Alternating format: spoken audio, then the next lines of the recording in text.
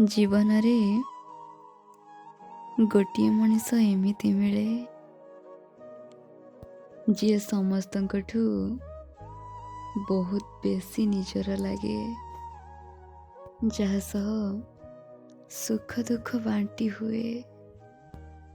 କେବଳ ତା ହସରେ ହସିବାକୁ ନୁହେଁ, ବରଂ ତା ଦୁଃଖରେ କାନ୍ଦିବାକୁ ବି ଭଲ ଲାଗେ।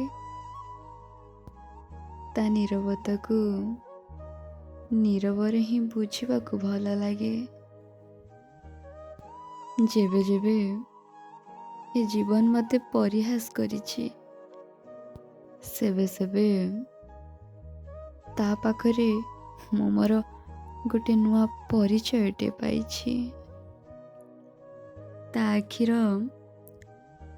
ସେ ନ କହିପାରୁଥିବା କଥା ଗୁଡ଼ାକୁ ବୁଝିବାକୁ ମୋତେ ତା ଆଖିରେ ଆଖି ମିଶେଇବାକୁ ପଡ଼େ, ତା ଉପରେ ରାଗିବାକୁ ପଡ଼େ, ତାକୁ ବି ରଗେଇବାକୁ ପଡ଼େ। ବାସ୍ ସେ ମୋତେ କେତେ ଭଲ ପାଏ ବାର ବାର ଶୁଣିବାକୁ, କାହିଁକି ନା ତା ସହ ତା ସ୍ୱର ବି ବହୁତ ପସନ୍ଦ ଏ ହୃଦୟକୁ।